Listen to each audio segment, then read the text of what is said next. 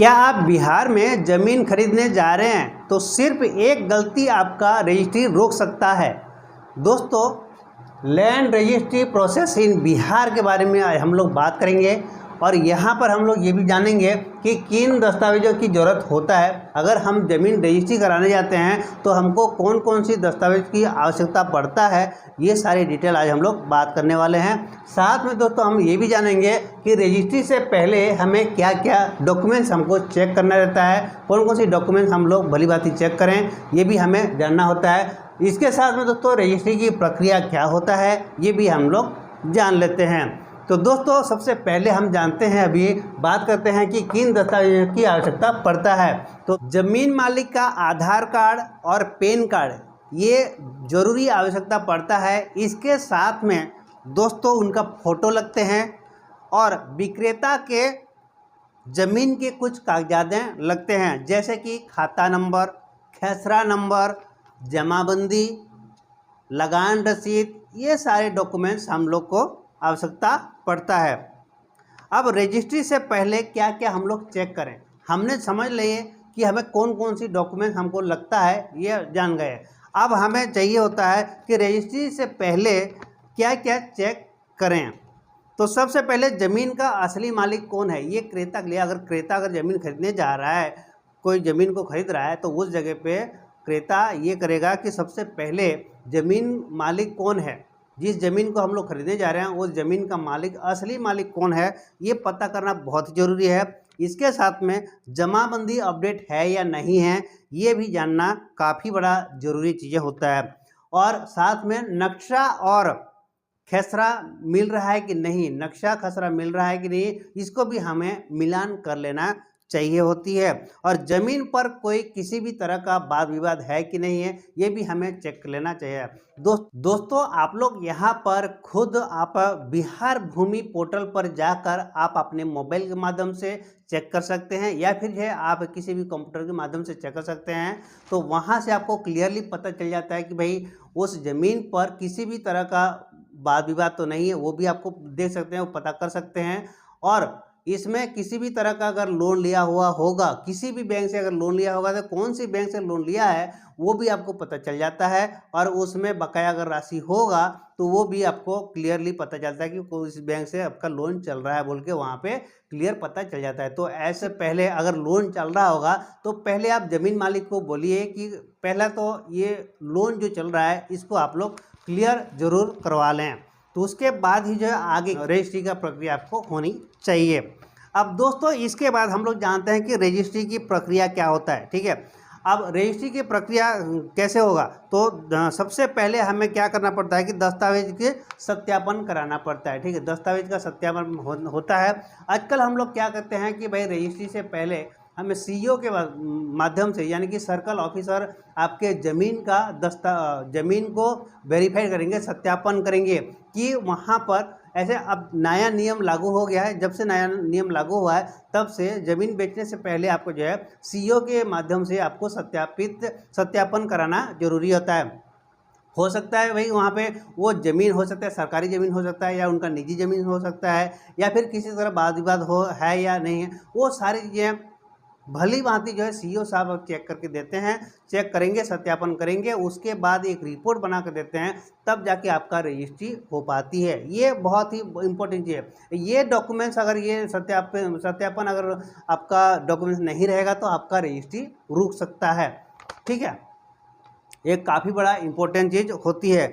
अब दोस्तों इसके साथ में हमें क्या करना पड़ता है कि जैसे कि ऑनलाइन एंट्री, हमें ऑनलाइन एंट्री भी करानी पड़ती है इससे पहले, यानी कि अपॉइंटमेंट भी लेना रहता है। और इसके साथ में दोस्तों हमें स्टाम्प ड्यूटी की आवश्यकता पड़ती है, स्टाम्प ड्यूटी हम लोग रहता है। और साथ में रजिस्ट्रेशन शुल्क ये भी हमें देनी होती है, स्टाम्प ड्यूटी प्लस रजिस्ट्रेशन शुल्क हमें देनी रहती है। अब इसके बाद दोस्तों एक और होता है कि रजिस्ट्री प्रक्रिया में आपका आजकल बायोमेट्रिक सिस्टम हो गया है, तो बायोमेट्रिक सिस्टम से आपका जो सत्यापन कराना बहुत ही ज़रूरी होता है, ठीक है। बायोमेट्रिक से सत्यापन करना रहता है आपका ज़मीन का।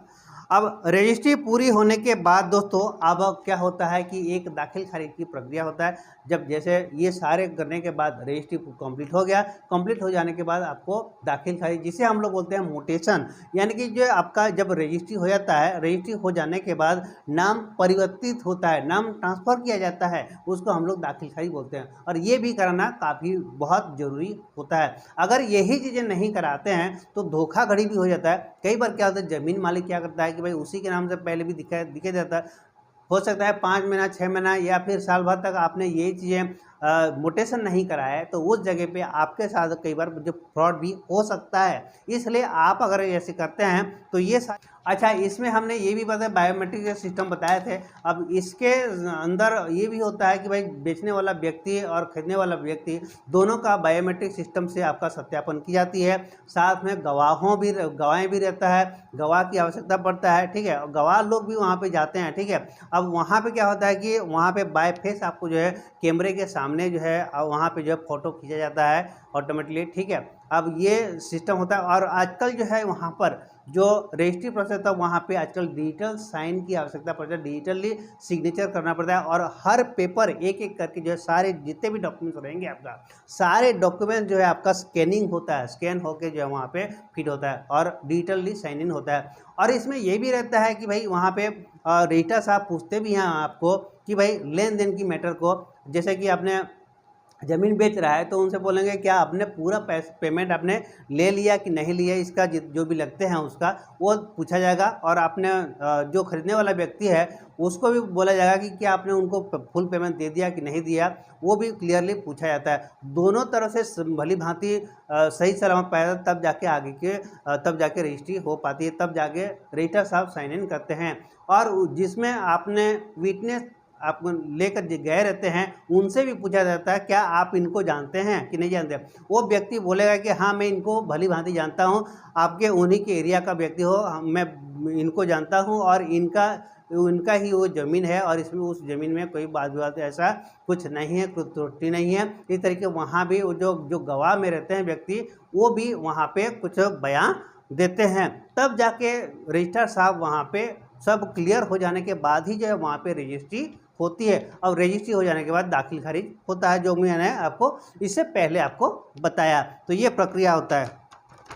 अब दोस्तों बड़ी गलतियां क्या क्या नहीं करना चाहिए आपको रजिस्ट्री में, ये हम लोग बात करते हैं। बिना जांचे ज़मीन को नहीं खरीदना चाहिए, बिना जांच पड़ताल किए हुए आपको ज़मीन को नहीं खरीदना चाहिए, यानी कि नहीं खरीदना चाहिए। अब नकली दस्तावेज पर भरोसा नहीं करना चाहिए। अब कोई भी अगर नकली दस्तावेज होगा तो उसके ऊपर जो है आप विश्वास कर लेना, ये आपके लिए जो है बहुत बड़ी गलती होगी।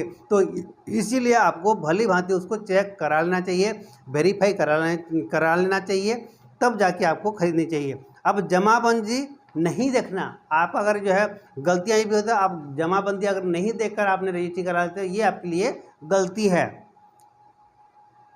तो और म्यूटेशन की स्थिति नहीं देखना। अब भाई म्यूटेशन की स्थिति भाई नहीं देखना। अगर मान लीजिए किसी व्यक्ति ने ज़मीन को खरीदा था, उसके बाद जो खरीदने के बाद वो ज़मीन को बेच रहा है, तो उस जगह पे अगर आप जो उस म्यूटेशन को नहीं चेक किए हैं और ऐसे ही अगर खरीद रहे हैं, वो भी आपके लिए यहाँ पे गलती है। तो ये सारी छोटी छोटी चीज़ें होती हैं, तो ये सारी चीज़ें चेक करना काफ़ी बड़ा ज़रूरी होता है। और केवल बिचौलियों पर निर्भर नहीं करना चाहिए। जो बिचौलिया होते हैं, जो दलाल लोग होते हैं, उनके ऊपर ही आपको निर्भर नहीं रहना चाहिए। इससे पहले जो है आप लोग पूरा क्लियरली ज़मीन का सत्यापन जरूर करा लें, डॉक्यूमेंट्स को वेरीफाई करा लें। सारी चीज़ें ओके हो जाने के बाद आप खुद अगर संतुष्टि लग जाता है, आपको क्लियरली पता चलता है हाँ ये जो ओरिजिनल है जैसे लगता है, तब जाके आप उस ज़मीन को ले। कई बार क्या होता है, फर्जी दस्तावेज भी आप लोग देकर जो है वहाँ से आप लोग को फंसाने की भी कोशिश करते हैं। तो इसलिए जो है दस्तावेज़ों का वेरीफाई कर लेना, सत्यापन कर लेना काफ़ी बड़ा